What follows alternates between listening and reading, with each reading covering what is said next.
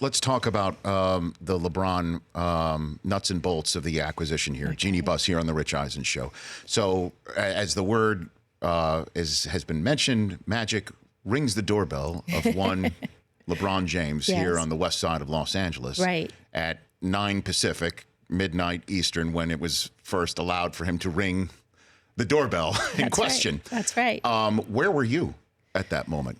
I was at home, kind of watching things, unfold with, some of the other free agent signings that were taking place that night.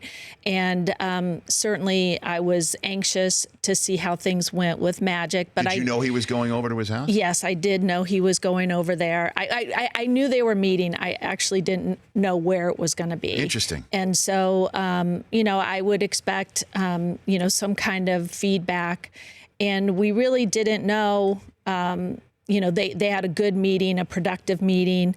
I think when you have two players that have so much in common in terms of their, they played in the Midwest, that they, both have won championships, and they're both about making their teams better, that they had a lot in common, and they had a good conversation. But really, no decision was made at that time, and I was just hoping that things would go our way. But there was really no deadline as to when he would decide. Are you texting Magic during this? Like, say, hey, how's it going? No. Or are you just sitting back? And I know you can't have a better emissary, right? And you are delegating in your role as controlling owner. But I mean, are you? Well, I'm empowering. I wasn't delegating. I was empowering. Like I have complete faith in Magic Johnson in terms of his ability to be a leader, to know how to put together a winner. And, I have patience. And I think what he's done has exceeded my expectations, how quickly they've kind of turned around the roster. I think Rob Pelinka has done a great job, handling the salary cap is really important. I hate talking about things. It sounds so, just about the slotting and the cap space and all that. It just sounds so impersonal. But Rob Pelinka has a great grasp on that. And together they knew what they wanted. And certainly LeBron is a person who has earned his free agency. He's been a free agent a couple times in his career. And, he was going to make a decision that was going to be best for him. Whatever that criteria was for him. And I'm just glad that everything worked out so that he chose our team. So the night that Magic talked to LeBron, you didn't know where the meeting was taking place.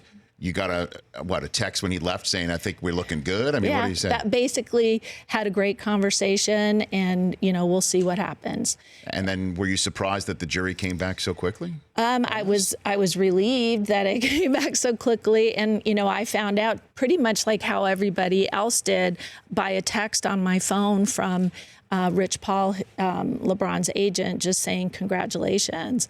And, I get chills when I think about it now, actually, and what that means. I got choked up. I thought about what that would have meant to Dr. Buss and also to the fans who've been so patient with us because we hadn't delivered a product, that was consistent with the product that we'd been delivering for over 30 years. So, I felt honored and validated for all the changes that we made and the direction that we're taking the team. So when was the first time you conversed with LeBron on this subject, Jeanie Buss? I really haven't. I've only had one conversation with him, and it was brief because he was at our facility working out, and he didn't have a shirt on, and I felt a little bit nervous standing there talking to somebody, sweating, and it kind of in the middle of his workout. But I just wanted him to know how much I appreciated that he made the decision to join us. Well, I also noticed that you were one of the many that was tweeting or responding about his school and some of the comments that were made from Washington, D.C. on that subject. I mean, is that something that I'm wondering where? Obviously, you now have a relationship with LeBron in this regard. Why did you do that? Yeah, I mean, just because I haven't had a chance to talk to him one-on-one doesn't mean that I haven't watched and appreciated the choices that he's made, what he's decided to stand up for, what he's decided to invest in. I think he is proven to be a leader amongst his peers. He is, making a decision to change lives and to invest in the young people in his community where he grew up, where he knows he can make a change, and he knows that by investing dollars and showing that leadership, that it will encourage others, his peers, to do likewise. The Rich Eisen Show, weekdays at noon Eastern on Audience.